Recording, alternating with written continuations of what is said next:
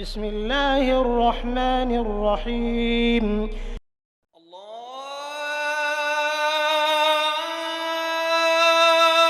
أكبر الله أكبر الله أكبر الله أكبر. السلام عليكم ورحمة الله وبركاته. الحمد لله نحمده ونستعينه ونستغفره ونؤمن به ونتوكل عليه ونعوذ بالله من شرور أنفسنا ومن سيئات أعمالنا. من يهده الله فلا مضل له ومن يضلله فلا هادي له، وأشهد أن لا إله إلا الله وأشهد أن محمدًا عبده ورسوله. أما بعد، فإن خير الحديث كتاب الله، وخير الهدي هدي محمد صلى الله عليه وسلم، وشر الأمور محدثاتها، وكل محدثة بدعة، وكل بدعة ضلالة، وكل ضلالة في النار. قال الله تبارك وتعالى في كلامه المجيد: أعوذ بالله السميع العليم من الشيطان الرجيم. بسم الله الرحمن الرحيم. يا أيها الذين آمنوا اتقوا الله حق تقاته ولا تموتن إلا وأنتم مسلمون، واعتصموا بحبل الله جميعا ولا تفرقوا. وقال تعالى في موضع آخر: إن الذين يؤذون الله ورسوله لعنهم الله في الدنيا والآخرة وأعد لهم عذابا مهينا. وقال تعالى في موضع آخر: ورفعنا لك ذكرك. اللهم صل على محمد وعلى آل محمد كما صليت على إبراهيم وعلى آل إبراهيم إنك حميد مجيد. اللهم بارك على محمد وعلى آل محمد كما باركت على إبراهيم وعلى آل إبراهيم إنك حميد مجيد. تمام قسم کی حمد و ثنا، کبریائی اور بڑائی اس اللہ عز و جل کے لیے لائق و زیبہ ہے جس نے ہمیں اور آپ کو پیدا فرمایا، اور بیش بہا درود و سلام اس ذات مبارکہ مطہرہ پر جن کا نام نامی اسم گرامی احمد مجتبیٰ محمد مصطفیٰ صلی اللہ علیہ وسلم ہے۔ معزز، محترم و مکرم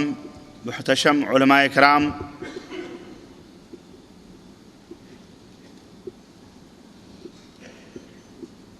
عزیز دوستو، نوجوان ساتھیوں، بزرگوں اور بھائیوں، آج بتاریخ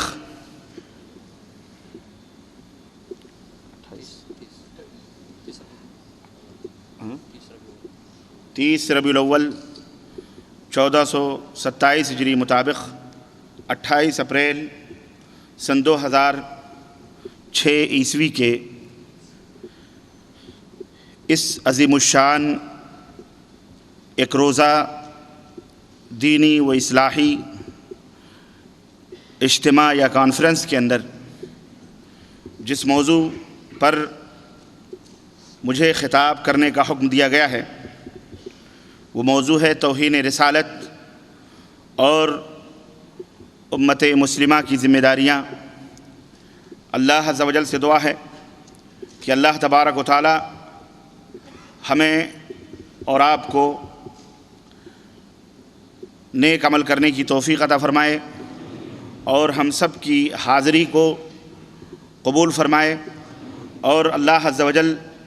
جس طرح ہم یہاں اکٹھا اور جمع ہیں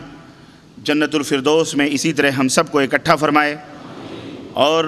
اپنے نبی ہادی برحق ساقی کوثر تاجدار مدینہ جناب محمد الرسول اللہ صلی اللہ علیہ وسلم کی تعظیم، ان کی توقیر، ان کی تکریم اور ان کا دفاع کرنے کی ہم مسلمانوں کو توفیق عطا فرمائے، اور آپ کے ہاتھوں سے قیامت کے دن ہمیں جام کوثر نصیب فرمائے، آمین یا رب العالمین۔ دوستوں اور بھائیوں، قبل اس کے کہ میں اپنے موضوع کی وضاحت کروں، میں اپنے ان تمام بھائیوں کا جن کا تعلق عنق کے اس مختصر سے شہر سے ہے، جن کی جد و جہد اور جن کی کوششوں سے آج یہ عظیم الشان اجتماع اس مسجد عمر بن عبداللہ بن عمر کے اندر اتنی کثیر تعداد میں یہ اجتماع منعقد ہوا ہے، میں ان کا تہہ دل سے بہت ممنون و مشکور ہوں۔ اور اسی طرح شعبہ توعیت الجالیات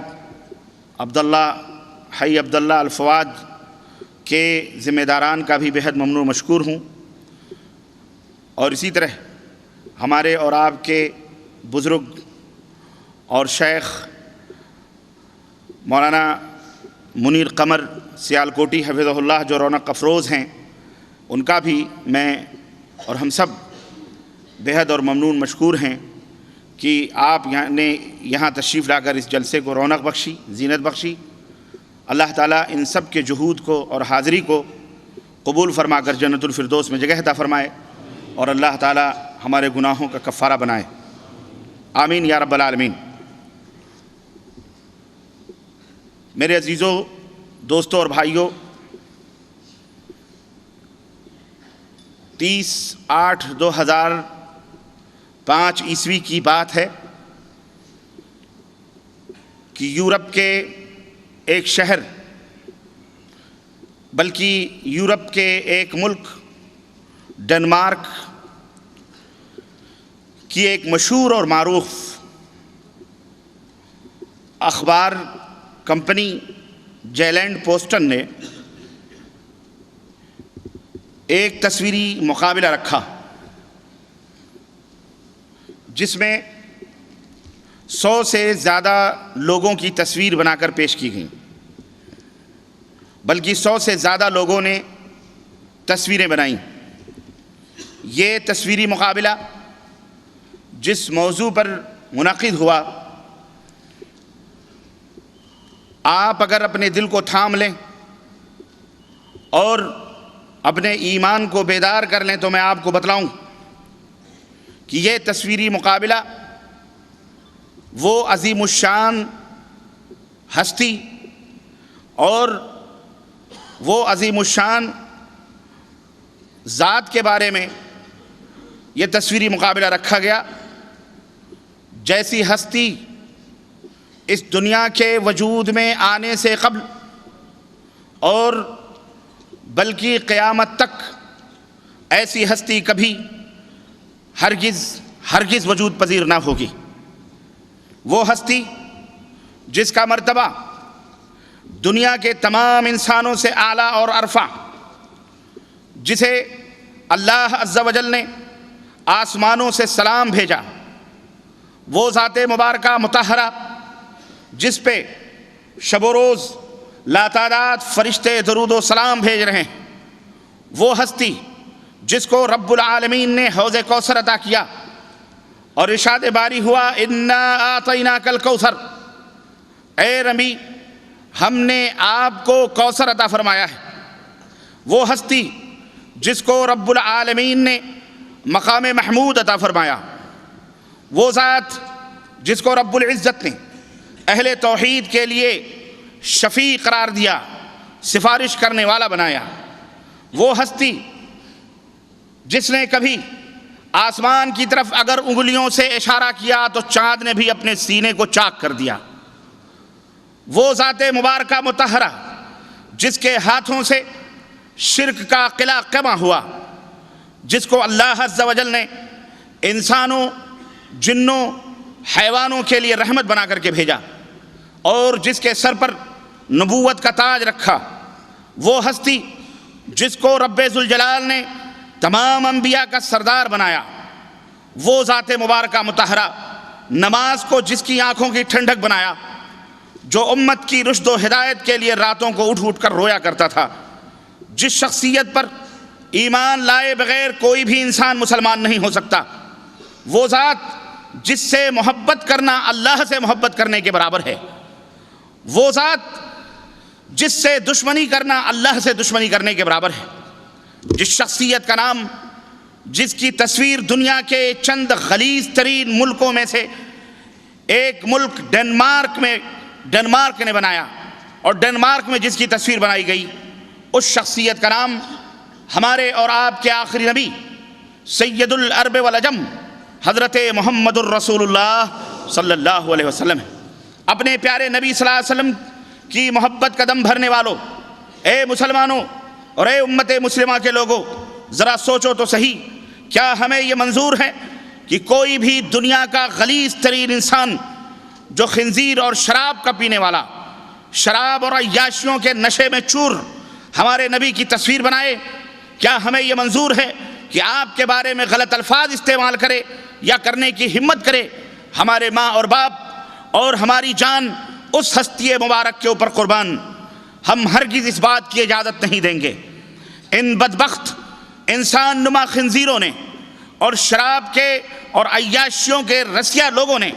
ان 100 تصویروں میں سے 12 تصویریں منتخب کی، اور ان تصویروں کی نسبت ہمارے اور آپ کے آخری نبی حضرت محمد الرسول اللہ صلی اللہ علیہ وسلم کی طرف کی۔ اور ہم نے دیکھا کہ اس انسان کی تصویر بنا کر، اس کے سر پر عمامہ رکھ کر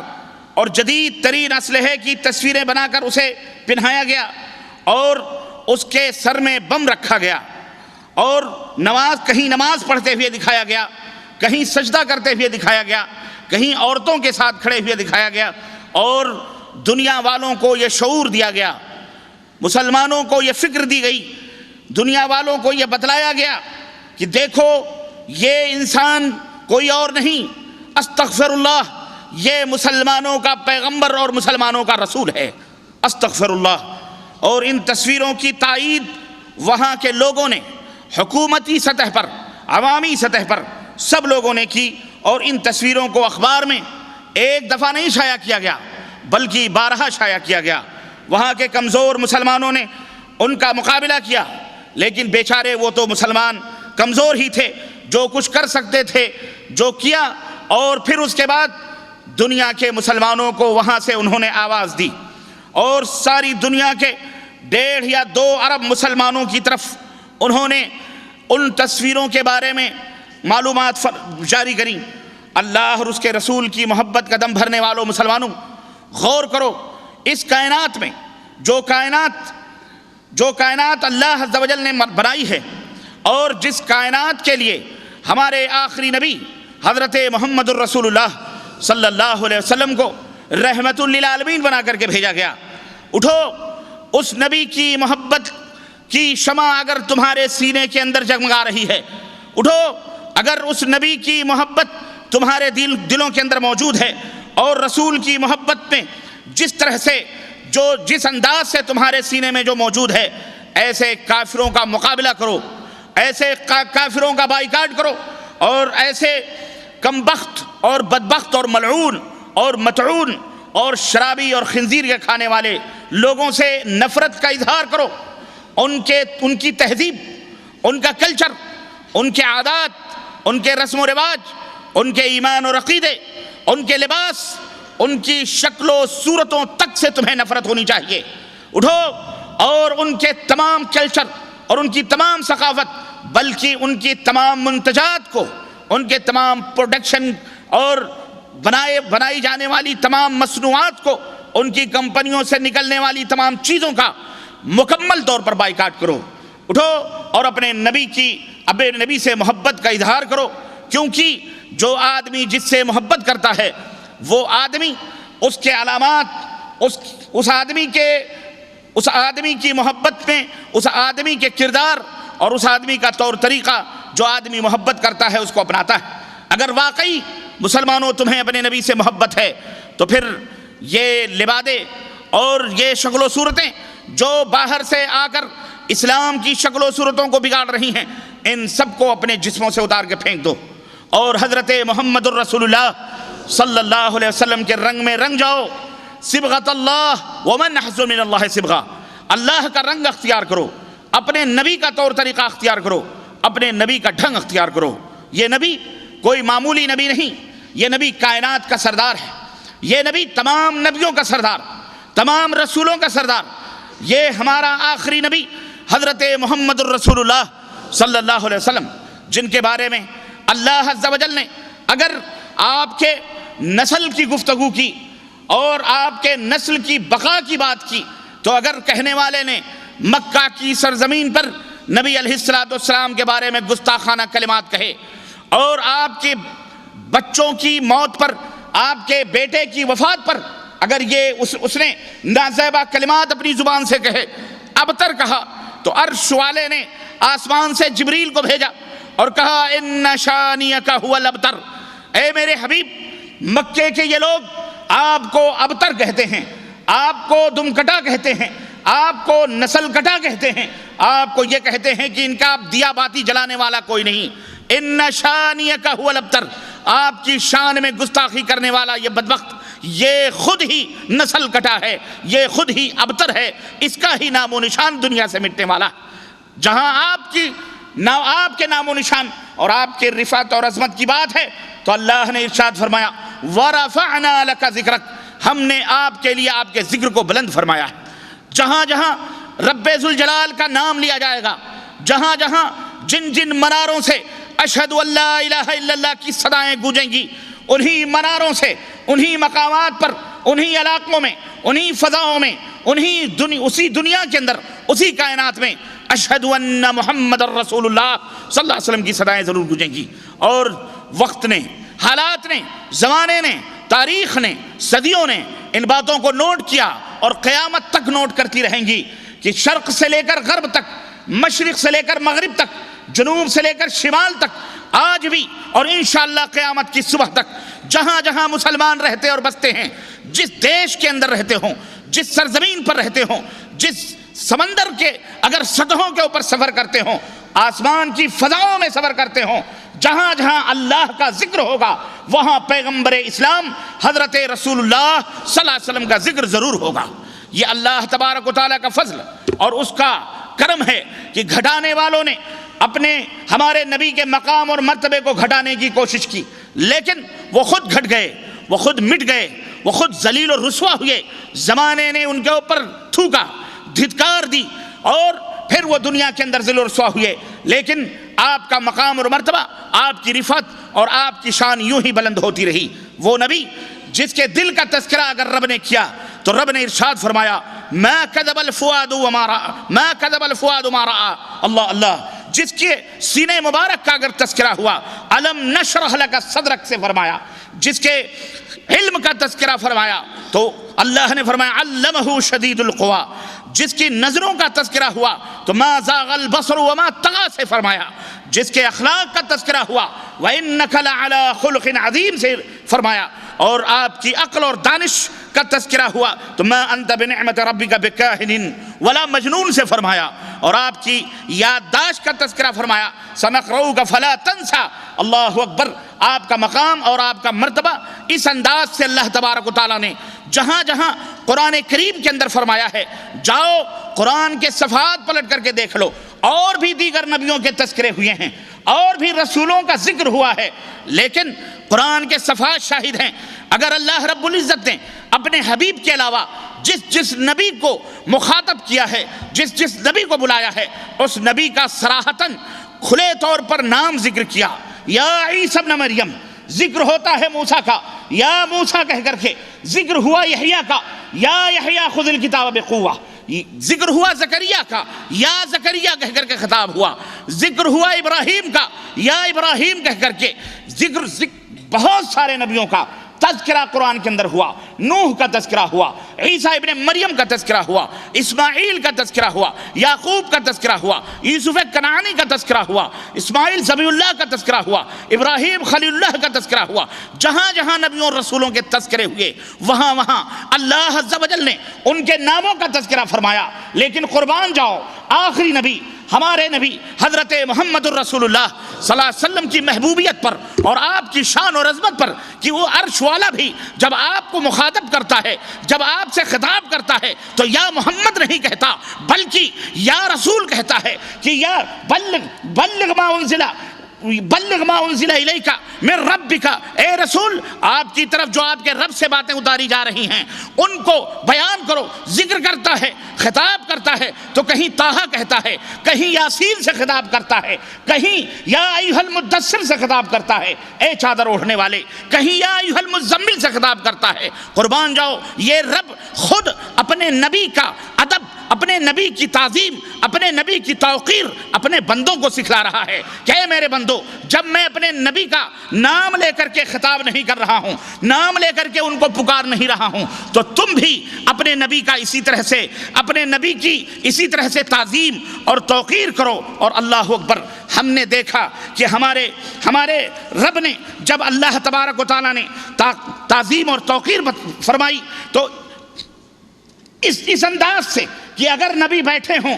گفتگو کرنے والے بیٹھے ہوں، اہل مجلس بیٹھے ہوں اور نبی کے دربار میں بیٹھے ہوں، اللہ انہیں ادب سکھلاتا ہے، اللہ انہیں تعظیم کرنے کا ڈھنگ اور سلیقہ بتلاتا ہے۔ کسی صحابی کی آواز نبی کی آواز پہ بلند ہوتی ہے، اللہ عرش سے آواز دیتا ہے، یا ایھا الذین آمنوا لا ترفعوا اصواتکم فوق صوت النبی ولا تجهروا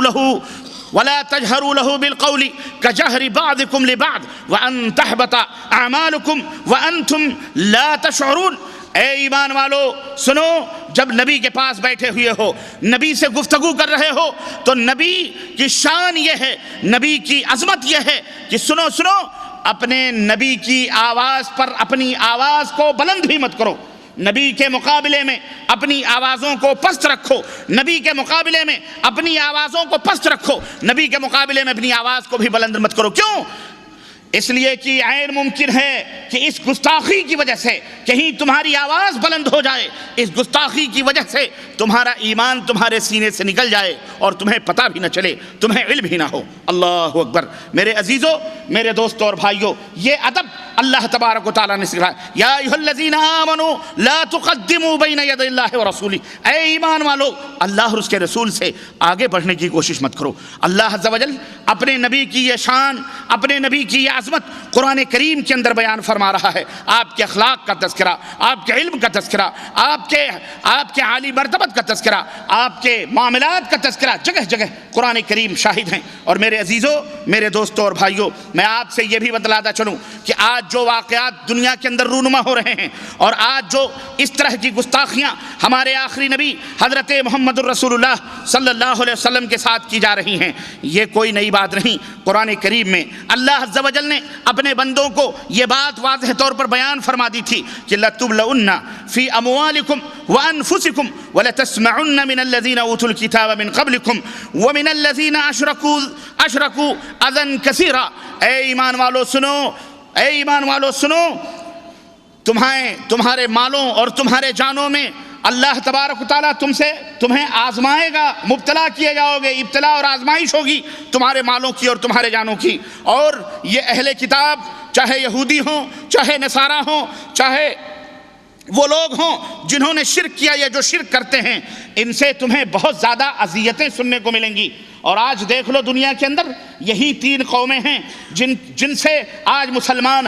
پریشان ہیں، مسلمان کا بچہ پریشان ہے، اور اذیت انہی تینوں سے ملتی ہے۔ ایک یہودی ہیں، اور دوسرے یہ نصارہ ہیں، اور تیسرے وہ تمام قومیں ہیں جو شرک میں مبتلا ہیں۔ اللہ رب العزت نے مشرکین کا لفظ نہیں ارشاد فرمایا کہ مشرکین تمہیں تکلیف پہنچائیں گے، نہیں، بلکہ اللہ نے فرمایا وَمِنَ الَّذِينَ أَشْرَكُوا، لوگوں میں وہ لوگ جو شرک کرتے ہیں۔ یہ قرآن بڑا ہی فصیح و بلیغ ہے۔ شرک کرنے والے صرف وہی نہیں جو آپ کا کلمہ نہیں پڑھتے، شرک کرنے والے صرف وہی نہیں جو محمد الرسول اللہ صلی اللہ علیہ وسلم کی رسالت اور نبوت کا اقرار نہیں کرتے، بلکہ ہر وہ شخص، چاہے وہ کلمہ پڑھنے والا ہو یا بے کلمہ ہو، اگر وہ رب ذوالجلال کی الوہیت میں، اللہ عز و جل کی عبادت میں اور اس کے اسماء و صفات اور اس کی ربوبیت میں کسی کو شریک ٹھہراتا ہے، ادنا برابر بھی شریک ٹھہراتا ہے، وہ مشرک کہلایا جائے گا۔ وہ کیا کہلایا جائے گا؟ مشرک ہے وہ۔ اللہ عز و جل نے فرمایا من الذین اشرکوا، ان لوگوں سے تمہیں اذیت پہنچے گی جو لوگ شرک کرتے ہیں، جو لوگ شرک کرتے ہیں۔ چنانچہ آج بھی آپ مطالعہ کریں اور آپ مشاہدہ کریں پوری دنیا کے اوپر، مسلمانوں کو یہودیوں سے تکلیف، مسلمانوں کو اہل کتاب سے تکلیف، چاہے وہ یہود ہوں یا ہنود ہوں اور چاہے وہ نصارہ ہوں، اور اسی طرح مسلمانوں کو ان شرک کرنے والوں سے بھی اذیت پہنچتی ہے، چاہے وہ بٹھا کر پوجنے والے لوگ ہوں اور چاہے وہ سلا کر پوجنے والے لوگ ہوں، چاہے وہ کلمہ پڑھنے والے ہوں اور چاہے وہ بے کلمہ ہوں، یہ لوگ مومنوں کو، مسلمانوں کو اذیت پہنچاتے ہیں اور اپنے نبی سے محبت کرنے کا دم بھی بھرتے ہیں، لیکن شرک کر کے یہ اصلی اور حقیقی مومنوں کو اذیت پہنچاتے ہیں اور ان کو الٹا چور کوتوال کو ڈانٹنے والا فلسفہ اپناتے ہیں۔ میرے عزیزو، یہ تاریخ رہی ہے، رب نے اپنے بندوں کو بتلایا ہے ان سے اذیت پہنچے گی، ان سے تکلیف پہنچے گی تم کو، اور ان سے سنو گے ایسی سی باتیں تمہارا کلیجہ کٹ جائے گا، بائیکاٹ کریں گے۔ آج بھی دیکھ لو، جہاں دنیا تمہارا بائیکاٹ کر رہی ہے، خود تمہارے درمیان کلمہ پڑھنے والے لوگ بھی ہمارے ملکوں میں ہمارا تمہارا بائیکاٹ کرتے ہیں۔ مسجدوں سے کالر پکڑ کر نکال دیا جاتا ہے، مسجدیں بنوائی گئیں، قبریں پوجی جا رہی ہیں، مزارات پہ صبح و شام سجدے ہو رہے ہیں، یا نبی سلام علیکہ کے کلمات گونجے جا رہے ہیں۔ اور میں کہتا ہوں، گستاخی اگر تمہیں ڈنمارک کے لوگوں کی نظر آتی ہے، گستاخیاں اگر تمہیں ناروے کے لوگوں کی، المانیہ کی نظر آتی ہیں، گستاخی اگر یہود و نصارہ کرتے ہیں، میں کہتا ہوں اے مسلمانوں، ہماری ایمانی غیرت بیدار ہو جاتی ہے اور ہم بلبلا اٹھتے ہیں، لیکن ہمارا اپنا کلمہ پڑھنے والا جب گستاخی کرتا ہے، بتاؤ اسے کیا کہا جائے؟ آج گستاخی کرنے والے صرف ایک ہی قسم کے لوگ نہیں ہیں، بلکہ نبی کی توہین اور نبی کی اہانت کرنے والے ہمارے درمیان، ہماری صفوں کے اندر بھی موجود ہیں، ہمارے صفوں کے اندر بھی موجود ہیں، جو نبی سے عشق کا دعویٰ کرتے ہیں۔ مسئلہ صرف یہ ہے کہ وہ گستاخی ایک قوم وہ ہے جو عداوت و نفرت کے آگ میں جھلس کر اور بغض و حسد اور کینے کے انگار اپنے سینوں میں جلا کر ہمارے نبی کی گستاخی اور توہین کرتے ہیں۔ ایک قوم وہ ہے جو نبی سے محبت کا دم بھر کے، عشق اور عشق نبی کا دعویٰ کر کے ہمارے نبی کی گستاخی کرتے ہیں۔ ان میں دونوں شریک ہیں اور یہ دونوں گستاخ ہیں، اور دونوں کا بہت ہی بھیانک اور خطرناک انجام ہونے والا ہے انشاءاللہ تبارک تعالیٰ۔ یہ نہ سوچو کہ کوئی بے کلمہ اگر نبی کی گستاخی کرتا ہے وہی اللہ کے ہاں پکڑا جائے گا، نہیں، تم کلمہ پڑھ کر بھی اگر ہمارے نبی کی ادنا بھی توہین کرو گے، ادنا بھی گستاخی کرو گے، رب ذوالجلال کی قسم ہے دائرے اسلام سے باہر کر دیے جاؤ گے، ایمان تمہارے سینوں سے نکل جائے گا۔ مسلمانوں، اپنے صفوں کے اندر بھی ڈھونڈو، اپنے سینوں کے اندر بھی تلاش کرو کہ کہیں نبی کی شان میں کوئی ادنا توہین تو نہیں ہو رہی۔ اگر کوئی یہ کہتا ہے کہ نبی ٹیررسٹ ہیں، نبی ارہابی ہیں، نبی دہشت گرد ہیں، اور نعوذ باللہ نبی شہوت پرست ہیں، یا نبی نعوذ باللہ پاگل اور مجنون تھے، وہ تو ہیں گستاخ۔ لیکن گستاخ وہ بھی ہیں، نعوذ باللہ گستاخ وہ بھی ہیں جو نبی کو انسانیت کے دائرے سے خارج کرتے ہیں اور کہتے ہیں ہم نبی سے محبت کرنے والے لوگ، ہمارے نبی بشر نہیں، نعوذ باللہ ہمارے نبی انسان نہیں۔ میں کہتا ہوں اس سے بڑا کفر اور کیا ہوگا؟ آپ کو اگر آپ کے باپ کو، آپ کے ماں کو، آپ کے بیٹے کو، آپ کے بھائی کو یا آپ کے کسی بڑے کو کوئی یہ کہہ دے تو انسان نہیں ہے، آپ اس کا منہ نوچ لو گے، نوچو گے کہ نہیں نوچو گے کہ بدتمیز آدمی تو مجھے انسانیت سے خارج کر رہا ہے؟ اشرف المخلوقات رب ذوالجلال نے تو انسان کو بنایا ہے، اور میرے باپ کو، میری ماں کو، میرے بھائی، میرے بہن کو تو انسان سے خارج کر رہا ہے، تو کیا میں جانور ہوں؟ کیا میں حیوان ہوں؟ آج ایسے بھی لوگ ہیں، کان یوں نہیں پکڑتے، الٹا کان پکڑ کر کے آپ کو الٹی گنگا بہانے کی کوشش کرتے ہیں۔ رسول بشر نہیں ہیں، پھر رسول کیا ہیں؟ رسول انسان سے خارج۔ استغفر اللہ، استغفر اللہ، استغفر اللہ۔ یاد رکھو، اشرف المخلوقات انسان ہے، اور اسی اشرف المخلوقات میں جس طرح تمام مخلوقات میں اشرف انسان ہے اور اللہ نے اپنے نبی کو انسان بنایا، تمام قبائل اور تمام خاندان کو اللہ عز و جل نے دیکھا، اس میں قبیلے قریش سب سے زیادہ اعلیٰ اور اشرف تھا، اللہ نے ان کو اس قبیلے سے بنایا، انسانوں میں سب سے اعلیٰ اور قبیلوں میں سب سے افضل، نبیوں میں سب سے اعلیٰ مقام لے کر ہمارے اور آپ کے آخری نبی حضرت محمد الرسول اللہ صلی اللہ علیہ وسلم بھیجے گئے۔ آپ کی شان اور آپ کا مقام اور آپ کی مرتبت یہ ہے۔ آج ان کی توہین، آج جہاں یہود و نصارہ نے کی ہے، وہیں افسوس کا مقام یہ ہے کہ ہم مسلمانوں نے بھی کی ہے۔ کس طرح سے کہتے ہیں ہمارے نبی استغفر اللہ عالم الغیب والشہادہ، سینوں کے بھیدوں کو جاننے والے، ہمارے نبی دلوں کے بھیدوں کے اوپر واقف، ہمارے نبی ما کان و ما یکون کا علم رکھنے والے۔ استغفر اللہ، ارے اللہ کہاں گیا؟ اللہ کو تم نے کیا مقام و مرتبہ دیا؟ ارے نبی کی محبت کا یہ مطلب نہیں ہے، نبی سے تعظیم اور توقیر کا مطلب یہ نہیں ہے کہ نعوذ باللہ اللہ کے مقام پر ان کو بٹھا دیا جائے۔ اللہ کے نبی نے تو ہمیں یہ تعلیم نہیں دی تھی۔ کسی نے اگر آ کے نبی کی خدمت میں یہ کہا، نبی کی خدمت میں کہا نستغیث بک یا رسول اللہ، اے اللہ کے نبی ہم آپ کے دربار میں استغاثہ کرتے ہیں، ہم آپ سے مدد طلب کرتے ہیں، اس نبی کی پیشانیوں پہ سلوٹیں آ گئیں اور اس نے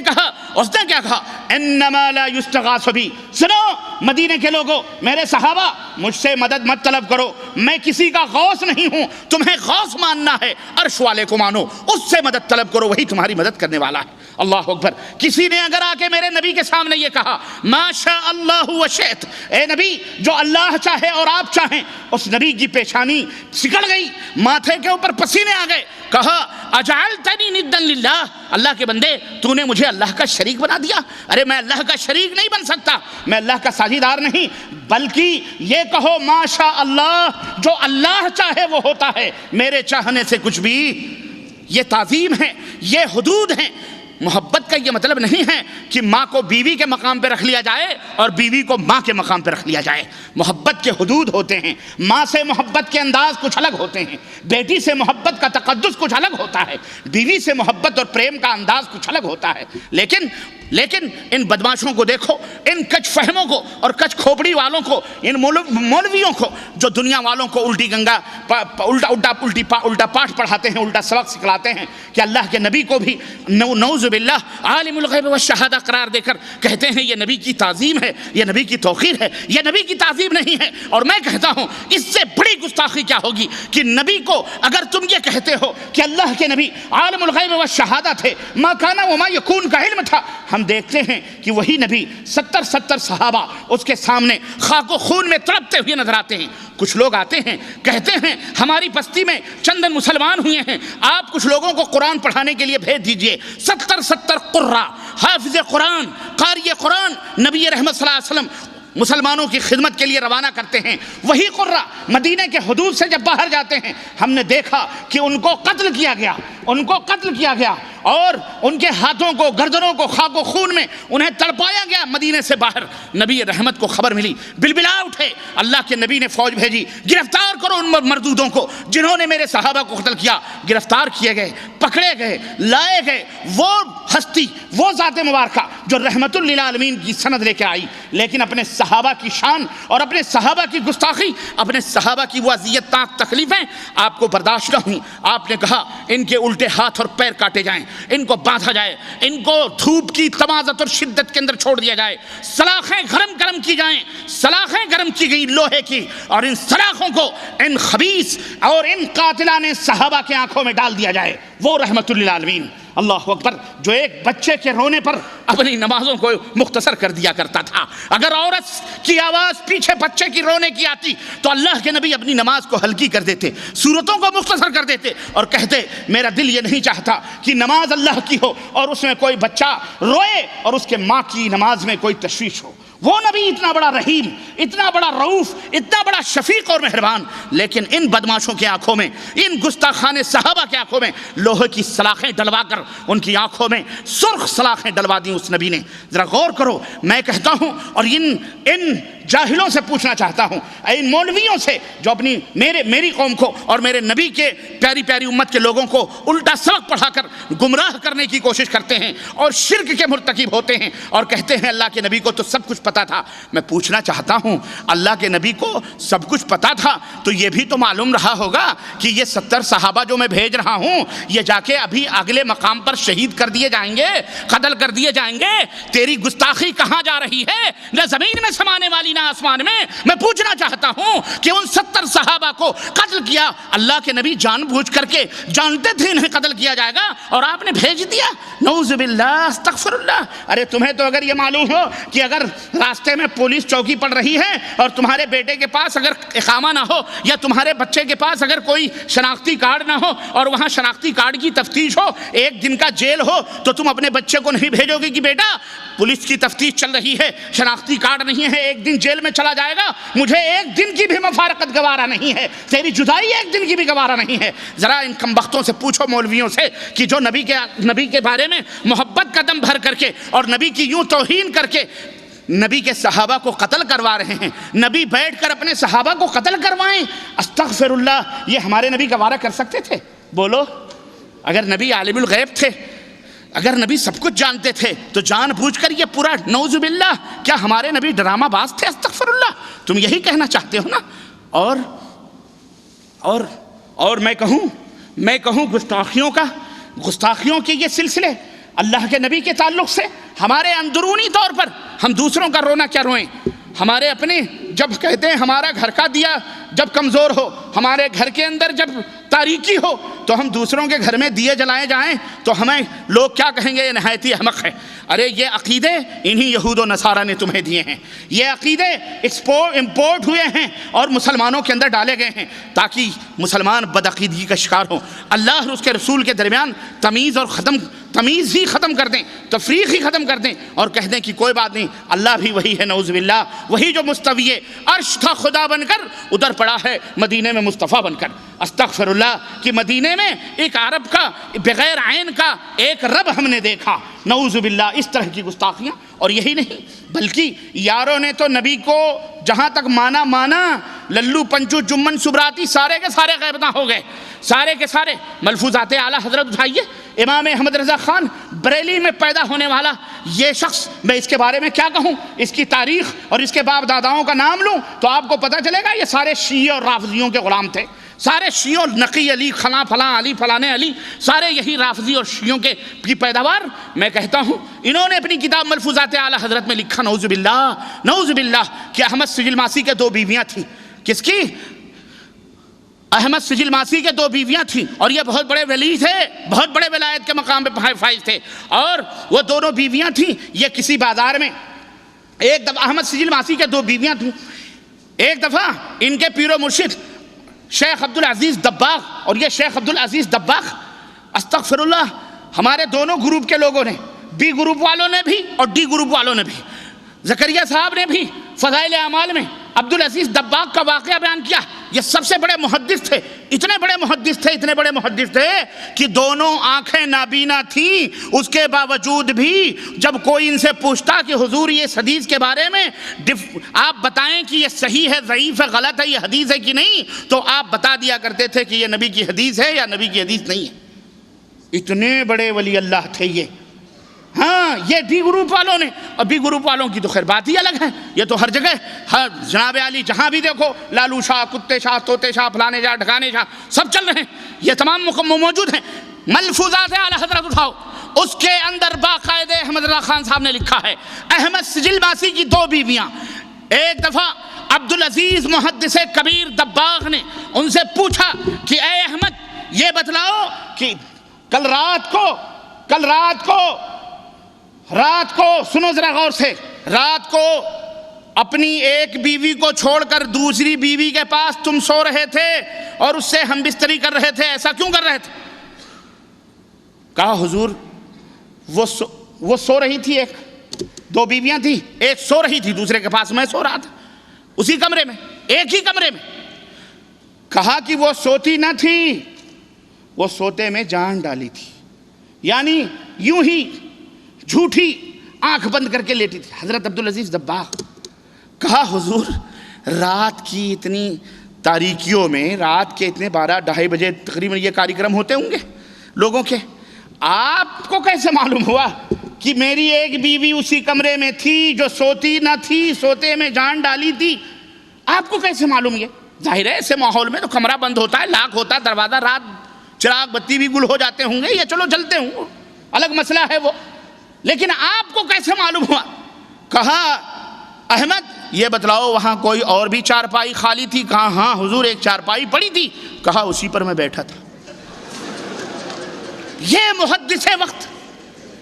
یہ اپنے دور کا محدث جس کو خطاب ملا ہے کہ نبی کی حدیث کو اندھا، نبی کی حدیث کو بتا دیتا تھا کہ یہ ضعیف ہے، یہ صحیح ہے، یہ کیا ہے، یہ کیا ہے، جبکہ ان پڑھ تھے یہ۔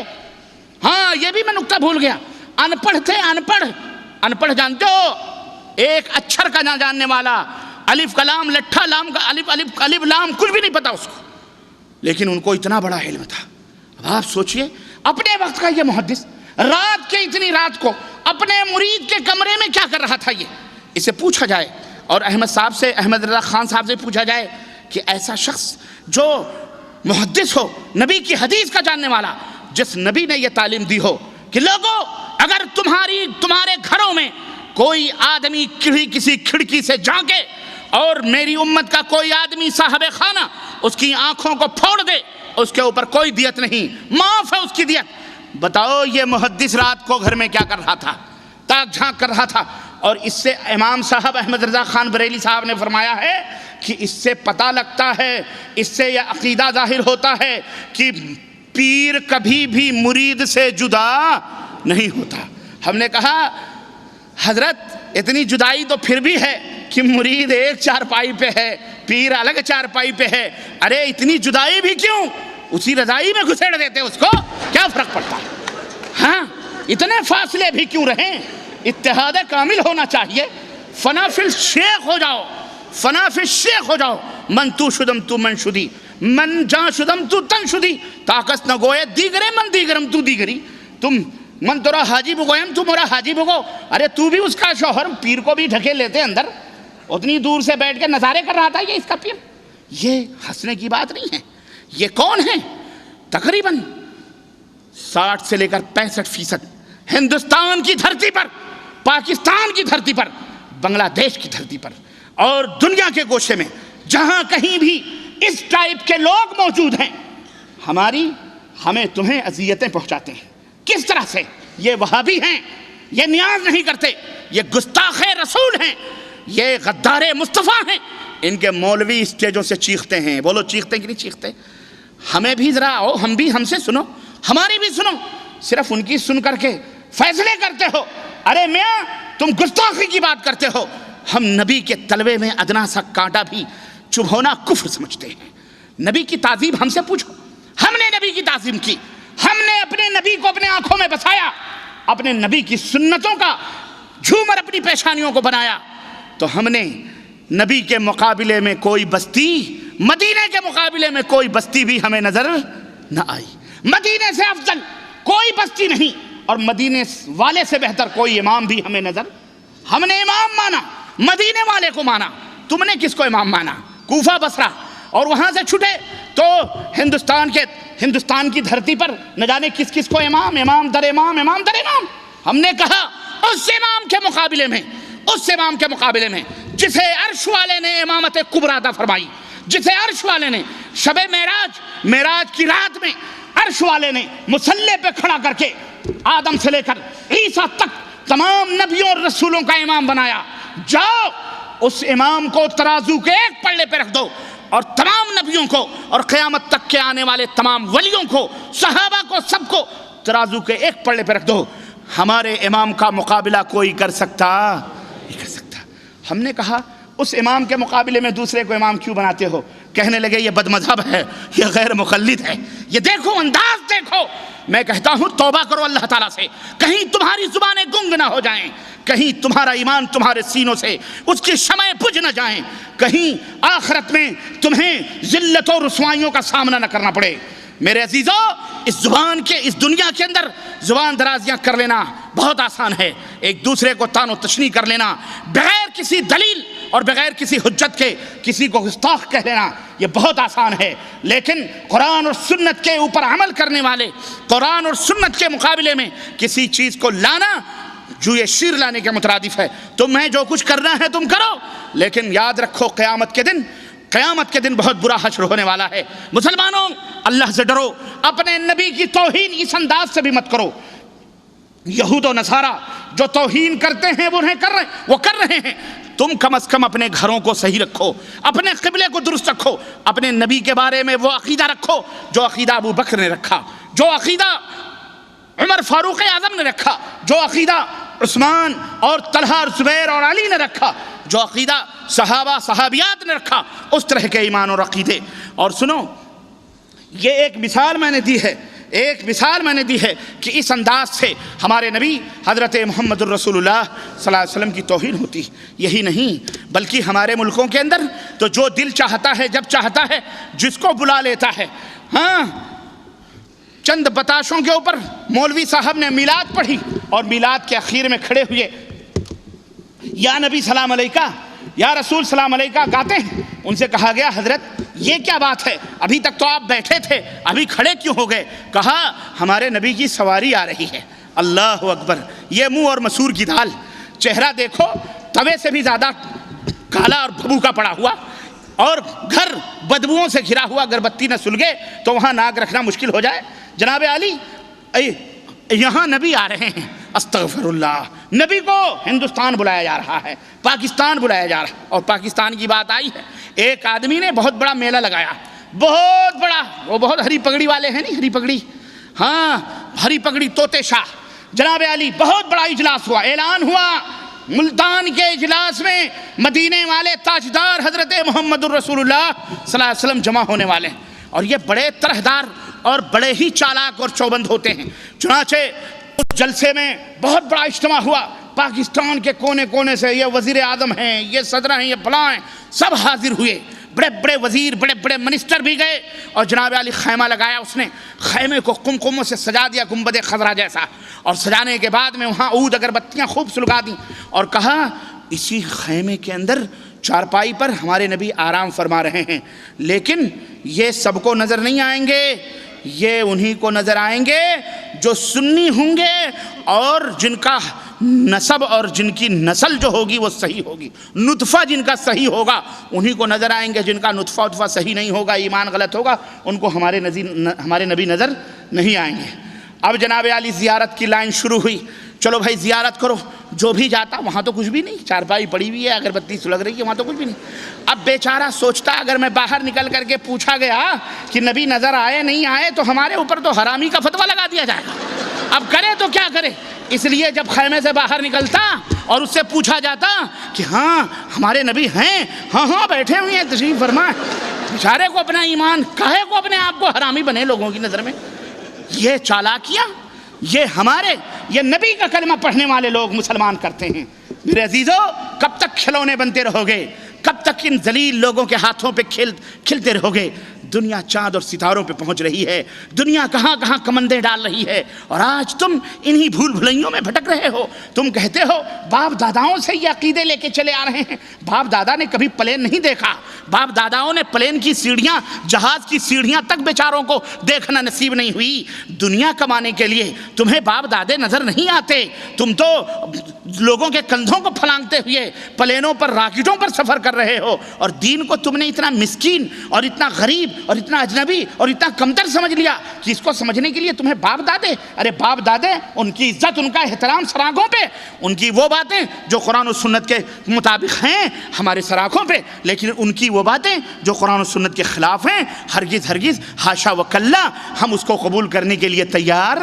نہیں ہیں، اس لیے کہ اطاعت اور فرمانبرداری صرف حضرت محمد الرسول اللہ صلی اللہ علیہ وسلم کا حق ہے۔ تو توہین کی بات آئی تو توہین اس انداز سے بھی ہوتی ہے کہ اللہ کے نبی عالم الغیب والشہادہ، ایک مثال نہیں سینکڑوں مثال سیرت اور تاریخ کے صفوں میں درج ہیں اور موجود ہیں احادیث میں کہ اللہ کے نبی صلی اللہ علیہ وسلم،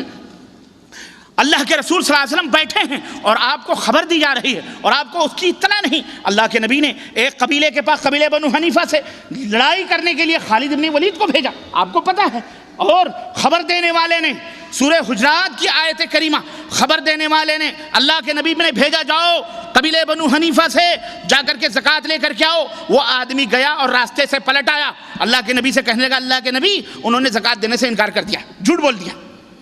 بول دیا اللہ کے نبی کے سامنے۔ اللہ کے نبی نے کہا کوئی بات نہیں،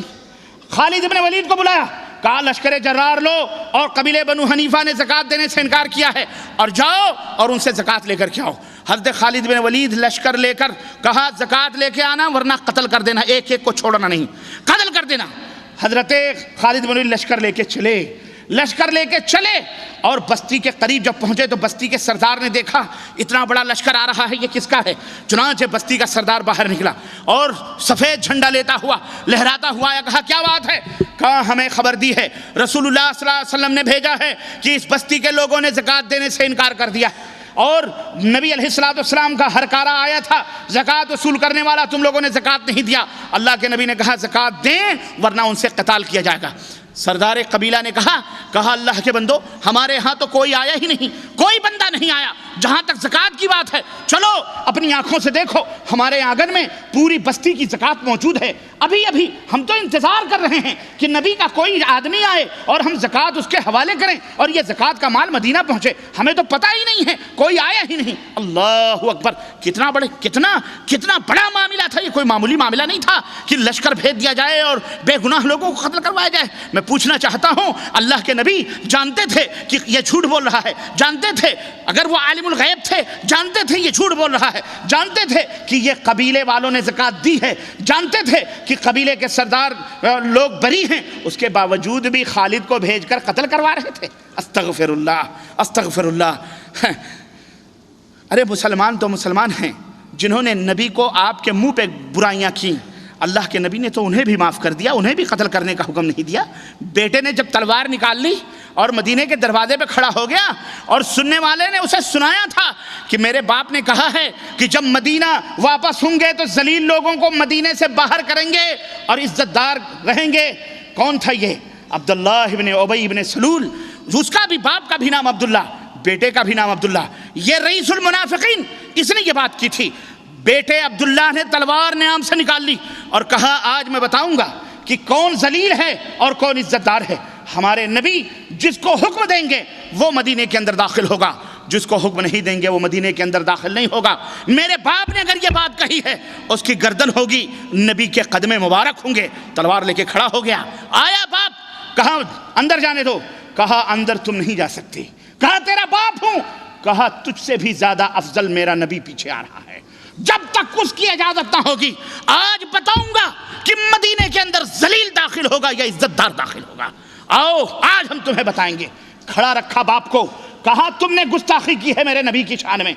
گستاخی کی سزا یہ ہے کہ اس کی زندگی چھین لی جائے، اس کو جینے کا حق اس دنیا کے اندر نہیں رہتا، تجھے ہم زندہ نہیں رہنے دیں گے جب تک میرے نبی تجھے زندگی نہیں بخشیں گے۔ اللہ کے نبی آئے، پتہ چلا، معاملات کو دیکھا، آپ نے کہا عبداللہ جانے دو، تیرا باپ ہے کوئی بات نہیں۔ اللہ اکبر، آپ نے معاف کر دیا ہیں، غیروں کو معاف کر دیا، جانتے ہوئے بھی کہ یہ میرا دشمن ہے، جانتے ہوئے بھی۔ کئی دفعہ عمر بن خطاب کے ہاتھ تلوار کے میانوں پہ تڑپ اٹھے اور کئی دفعہ کہا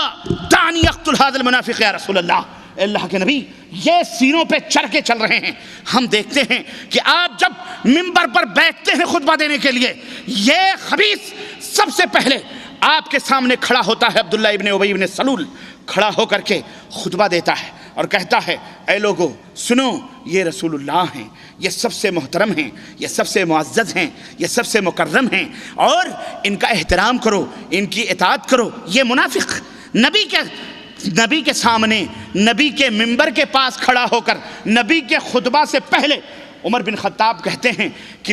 ہم رشک کرتے تھے، ہمیں جرأت نہیں ہوتی تھی کہ ہم اپنے نبی کے سامنے کھڑے ہو کے کوئی بات کریں، لیکن یہ منافق کھڑا ہو کر کے بات کرتا تھا۔ یہی وہ منافق تھا جو احد کے میدان میں 300-350 صحابہ کو لے کر کے واپس ہوا، اس وقت جبکہ فوج کی ضرورت تھی۔ یہی وہ منافق تھا اور وہی موقع تھا اللہ کے نبی صلی اللہ علیہ وسلم کے سامنے احد کے بعد۔ پھر جب وہ عبداللہ کھڑا ہوا، ابی ابن سلول کھڑا ہوا، تو پھر اب عمر بن خطاب تڑپ اٹھے اور پکڑ کر کے اس کے گریبان کو بٹھایا، کہا خلاص بیٹھ، اب تیرا معاملہ لوگوں کے اوپر ظاہر ہو گیا ہے، اب تجھے خطبہ دینے کی ضرورت، میرا نبی کافی ہے خطبہ دینے کے لیے۔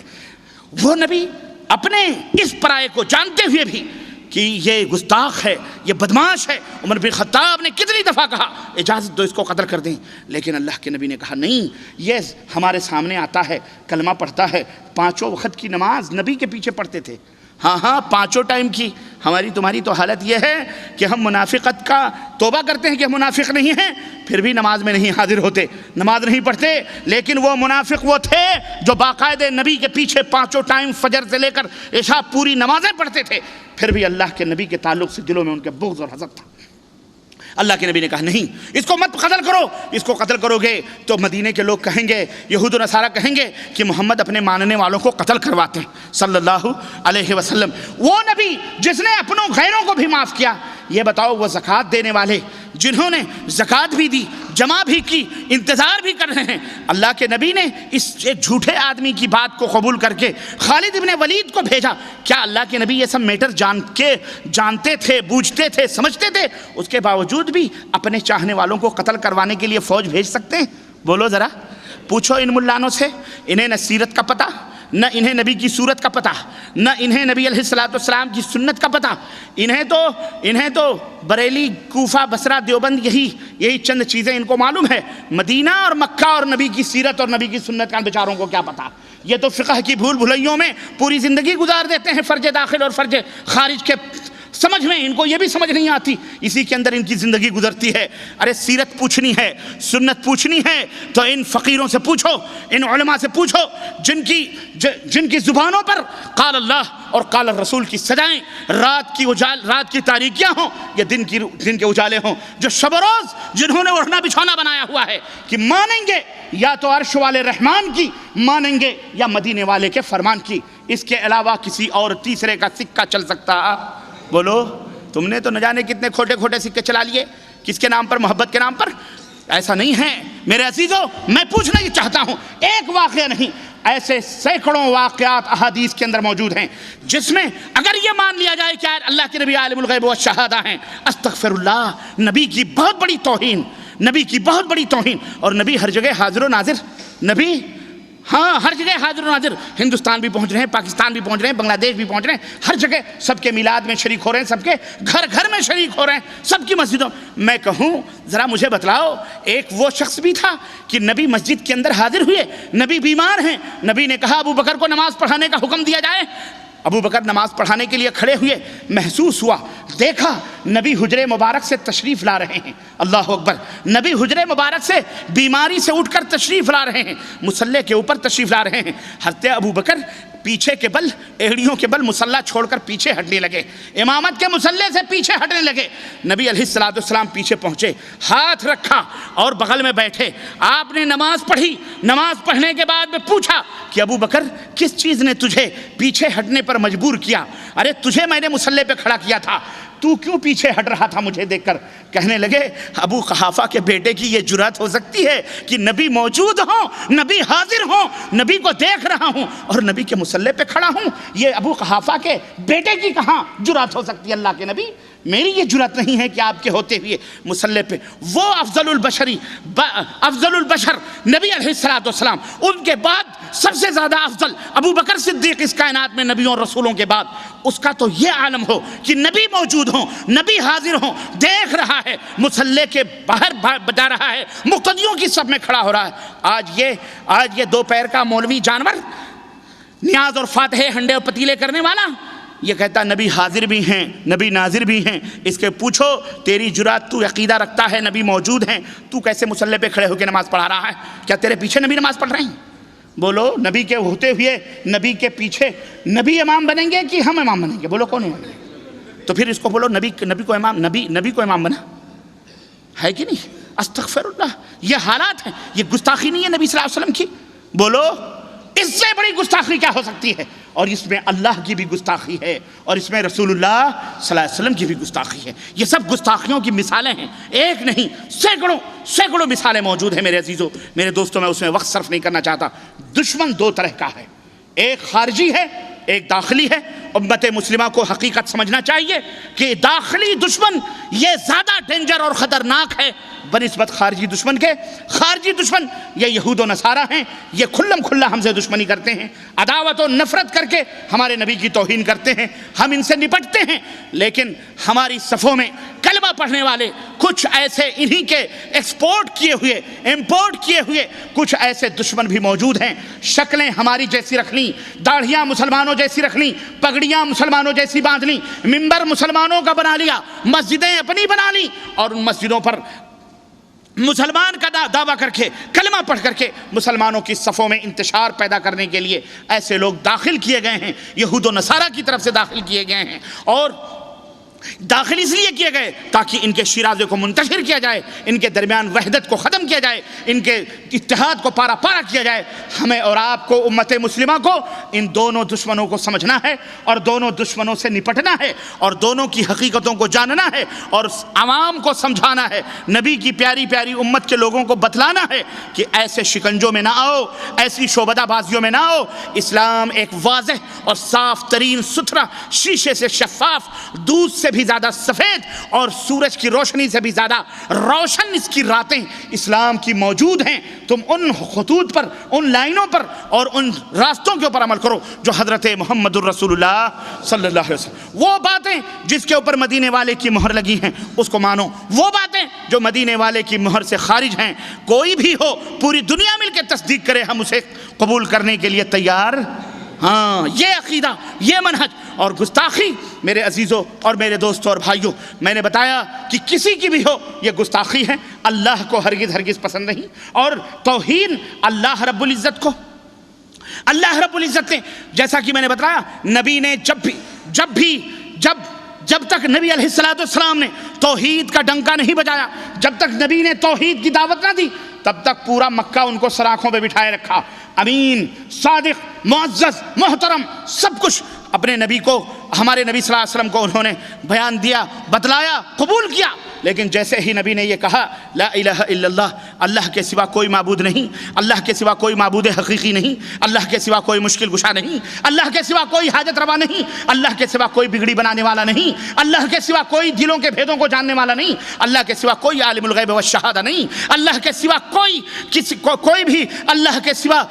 سوا نفع اور نقصان کا مالک نہیں، اللہ کے سوا کوئی کارساز نہیں، اللہ کے سوا کسی کو دائمی زندگی میسر نہیں، اللہ ہی حی لا یموت ہے، اللہ ہمیشہ سے زندہ ہے، ہمیشہ زندہ رہے گا، اللہ کے سوا کسی کو بقا نہیں، سب کو فنا کے گھاٹ اترنا ہے۔ جب یہ کلمہ نبی علیہ السلام نے مکے کے اندر بلند کیا، جب سے یہ دشمنی شروع ہوئی، اور یہ دشمنی بڑھتے بڑھتے آپ کو ساحر کہا گیا، مجنو کہا گیا، پاگل کہا گیا۔ اور یہی نہیں، نبی کی زندگی میں اگر آپ کی وفات کے بعد ان خنزیر کھانے والے اور ان شراب پینے والے عیاشیوں کے بستروں پر کروٹیں لینے والے ڈنمارک اور ناروے اور المانیہ، یورپ اور امریکہ کے یہ ذلیل ترین لوگ اگر ہمارے نبی کو آج 1400 برس کے بعد تکلیف اور ایذا پہنچا رہے ہیں تو یہ کوئی نئی بات نہیں ہے، یہ کوئی نئی بات نہیں، یہ جب سے نبی زندہ تھے تب سے لے کر آج تک یہ سلسلے چلے آ رہے ہیں۔ نبی علیہ السلام کو کتنی دفعہ قتل کی سازش کی گئی، یہودیوں نے قتل کرنے کا پلان بنایا اور بالکل مکمل طور پر قتل کرنے کا ایک دم تہیہ کر لیا۔ اللہ تبارک و تعالیٰ نے اپنے نبی کی حفاظت کی، اپنے نبی کا دفاع کیا، اپنے نبی کو بچایا۔ تو عرض کرنے کا مطلب یہ ہے، یہ کوئی نئی بات نہیں ہے، بلکہ شروع سے ہی جب توحید کا جھنڈا بلند ہوگا، جب توحید کا غلغلہ ہوگا، جب اسلام کی شمعیں دنیا کے اندر روشنی پھیلائیں گی، تب تک کفر تڑپے گا، بلبلائے گا۔ ڈنمارک کے گھر گھر میں اسلام پہنچ رہا، امریکہ کی دیواریں پھلانگ کر ان کے بیڈ روموں میں ان کے بچیوں اور ان کے بچوں تک اسلام پہنچ رہا ہے۔ لوگ اسلام کو سمجھ رہے ہیں، اسلام کو جان رہے ہیں، اسلام کا مطالعہ کر رہے ہیں، اسلام قبول کر رہے ہیں۔ یہ چرچ میں اور یہ بتکدوں میں بیٹھے ہوئے موٹے پادری، ان کے مال کو کھانے والے بڑے مالداروں نے ان کو سپورٹ کیا، ان کی دولتوں کو کھانے والے یہ لوگ ظاہر ہے مالدار پوچھتے ہیں، اے پادری صاحب، اے فادر، یہ بتلاؤ چرچ سے ہم کو کیا فائدہ ہو رہا ہے؟ اتنے دعات ہیں، اتنے تمہارے مبشرین ہیں، اتنے مشنریاں چل رہی ہیں، ہاسپٹل بنائے جا رہے ہیں، اسکولز قائم ہو رہے ہیں، یہ بتاؤ یہ مسلمانی بڑھتے جا رہے ہیں، یہ فقیر بھی ہیں، قلاش بھی ہیں، پچھڑے لوگ بھی ہیں، تہذیب و تمدن سے دور بھی ہیں، اور سخت لوگ بھی ہیں، ارہابی بھی ہیں، ٹیررسٹ بھی ہیں، دہشت گرد بھی ہیں، ہم لوگ بڑے امن و شانتی کے علمبردار ہیں، پیامبر ہیں، لیکن کیا بات ہے کہ مسلمان ہی بڑھتے جا رہے ہیں، اتنی دولتیں ہم خرچ کر رہے ہیں، اتنے پیسے ہم خرچ کر رہے ہیں، بتاؤ آج نصرانیت کیوں نہیں پھیل رہی ہے؟ نصرانیت تیزی کے ساتھ کیوں نہیں لوگوں کے اندر راسخ ہو رہی ہے؟ وجہ کیا ہے؟ پادریوں نے سوچا اب اس کا کیا جواب دیں، یہ تو خود عیاشی کر رہے ہیں، ذلیل ننوں کو بچہ پیدا کر کے ہاں جھوٹے موٹے یتیم خانے قائم کیے ہوئے ہیں۔ یتیم خانے کا آپ جہاں بھی چرچ دیکھو گے وہاں ضرور کوئی نہ کوئی یتیم خانہ ہوگا، پتہ ہے آپ کو؟ ہاں، حرامی بچوں کے لیے باقاعدے ان کے یہاں بہت بڑے ادارے قائم ہیں۔ وجہ کیا ہے؟ یہ حرامی بچے کوئی غیروں کے نہیں ہوتے، انہی کنوارے فادروں کے ہوتے ہیں اور کنواریوں کی ہوتی ہیں جو اندر کام کرتی ہیں۔ یہ اپنے عیبوں کو چھپانے کے لیے ذلیلوں نے یہ تمام سب اڈے بنائے ہیں۔ انہوں نے سوچا اب کیا جواب دیں، سارا تو ہم ہڑپ کر رہے ہیں، میوے مشٹان تو ہم کھا رہے ہیں، عیاشی زناکاری بدکاری تو چرچوں میں ہم کر رہے ہیں، ملینوں ڈالرز تو ہمارے بینکوں کے اندر بھرے، ان کو کیا جواب دیں؟ تب انہوں نے باقاعدے برین واشنگ کرنا شروع کری، دماغوں کو دھونا شروع کیا، الٹی گنگا۔ اب یہ مسلمانوں کو بدنام کرنا، نبی کی توہین کرنا، یہی ہوتا ہے۔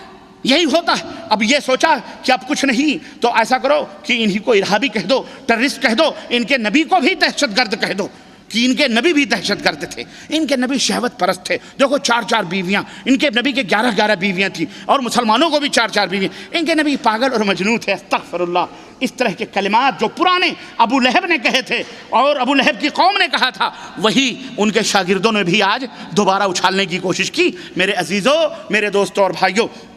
اپنے عیبوں کو چھپانے کے لیے کہتے ہیں صحافت کی حریت اور ہمارے ملک میں آزادی ہے۔ ہم نے کہا تمہارے ہاں آزادی ہوگی تمہاری اپنی بہن کے بستروں پر سونے کے لیے، تو سو اپنے بہن کے بستروں پر، تو سو اپنی ماں کے ساتھ، تو ننگا ناچ ناچ ڈنمارک کے روڈوں پر، تو ننگے ناچ ناچ اپنے ملکوں کے سرحد، اپنے ملکوں کے جو ہے روڈوں کے اوپر۔ لیکن اگر کسی مسلمان کی باؤنڈری میں، مسلمان کے آنگنوں میں تم نے جھانکنے کی کوشش کی تو تمہارے ان چہروں سے تمہاری آنکھیں کھینچ لی جائیں گی اور تمہاری گردن تمہارے جسم سے جدا کر دی جائے گی۔ ہم اس کی اجازت نہیں دیں گے۔ حریت اور آزادی کا مطلب یہ ہے کہ چلتے پھرتے بیچارے لوگوں کو گالی دو، بولو یہ حریت اور آزادی ہے؟ یہ کہتے ہیں کہ حریت ہے، ہمارے ملک میں آزادی ہے صحافت کی۔ ارے صحافت کی آزادی ہے تو بیچ اپنے ماں بہن کے جسموں کو اور دے ایڈورٹائز اور اعلامیہ میں میڈیا کے اندر پیش کر، ہمیں کوئی اعتراض نہیں۔ اپنے گھر میں کنواں کھود، ہمارے باپ کا کیا جاتا ہے، لیکن ہمارے آنگنوں میں جھانکو گے، ہمارے بہن بیٹیوں کے لیے اس طرح کے طور اور طریقے بتلاؤ گے اور ہمارے نبی صلی اللہ علیہ وسلم کے اوپر اس طرح کی زبانیں تان دراز کرو گے، انشاءاللہ ہم تمہیں چین سے جینے نہیں دیں گے۔ ہم تمہیں چین سے جینے نہیں دیں گے۔ ہم جو ہمارے ہاتھ میں ہوگا ہم اس کا بائیکاٹ کریں گے انشاءاللہ تبارک تعالیٰ۔ اور اللہ نے اگر قوت دی، رب کی قسم ہے، ہم تمہیں تمہارے گھر میں کھدیڑ کر ماریں گے انشاءاللہ تبارک تعالیٰ۔ آئے گا وہ دن، اور میں سمجھتا ہوں میں اخیر میں وہ خوشخبری سناؤں گا انشاءاللہ تبارک تعالیٰ۔ میں بتاتا ہوں وہ خوشخبری، اور بہت جلد اور بہت قریب انشاءاللہ تبارک تعالیٰ اللہ فتح دے گا۔ دیکھو اللہ اپنے دشمنوں سے کیسے کٹواتا ہے، دشمنوں سے مرواتا ہے۔ تازہ مثال ہے کچھ دنوں پہلے کی، پچھلے ہفتے کی سنیچر کی ہیں،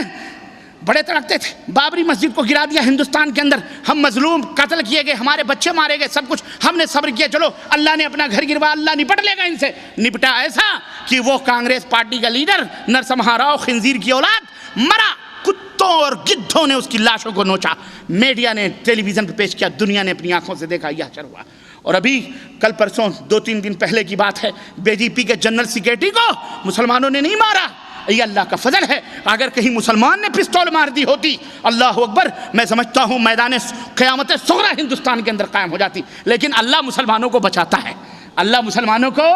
بولو بچاتا ہے، اور اللہ ایسے ہی بچائے گا انشاءاللہ تبارک تعالیٰ۔ ان کی گولی انہی کے بھائی نے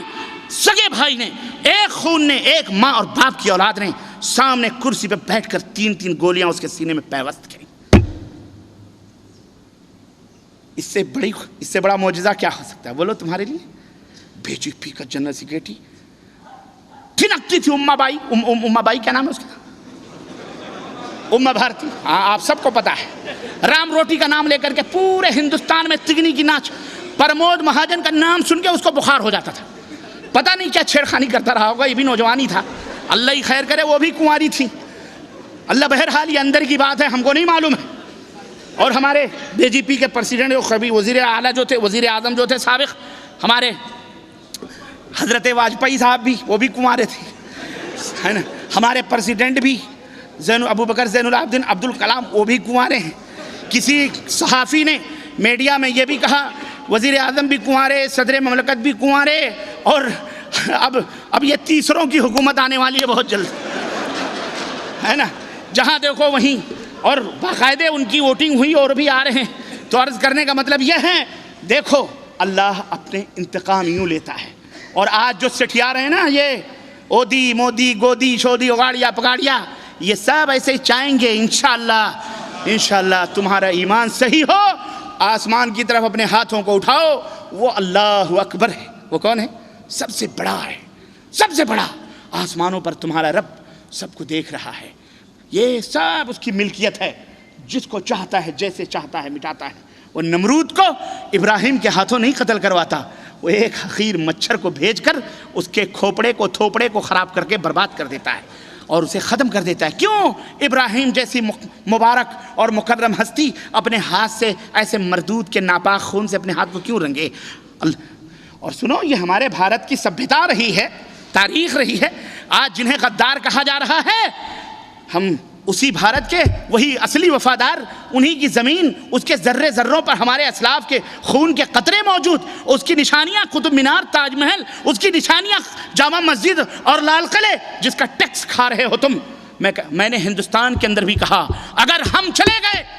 پچھلے 14-15 کی بات ہے اپریل کی، جھارکھنڈ کی سرزمین پر اخباروں نے بھی اس کو سرخی بنائی، ٹیلی ویژن میں بھی اس کو نشر کیا گیا. ہم نے کہا اگر تم ہمارے دشمن بنو گے، اگر ہم نے ہندوستان چھوڑا، اگر ہم دنیا سے چلے گئے، رب کی قسم ہے تمہیں ایک قطرہ پانی اس سرزمین پر میسر نہیں ہوگا، تم زندہ نہیں رہ سکتے. یہ سورج بجھا دیا جائے گا، یہ زمین لپیٹ دی جائے گی، یہ چاند ٹوٹ پڑیں گے، یہ ستارے ٹوٹ جائیں گے اور یہ چاند بے نور ہو جائے گا، تمہارا وجود ختم ہو جائے گا، قیامت آ جائے گی. ہم گئے، قیامت آئے گی. ہم ہیں تو شکر کرو تمہیں چند روٹیاں میسر آ رہی ہیں اور تم آسمانوں میں بھی اڑ رہے ہو ہماری بدولت باقاعدے. تو عرض کرنے کا مطلب یہ ہے کہ اللہ تبارک و تعالیٰ سے ڈرو، اللہ کی مدد کرو، رسول کے دین پر استقامت اختیار کرو، رسول کی عظمت اور رسول کی محبت اپنا اڑھنا بچھونا بنا لو اور دلوں میں یہ اعتقاد رکھ لو کہ مانیں گے تو یا تو عرش والے کی اور یا تو مدینے والے کی، بس.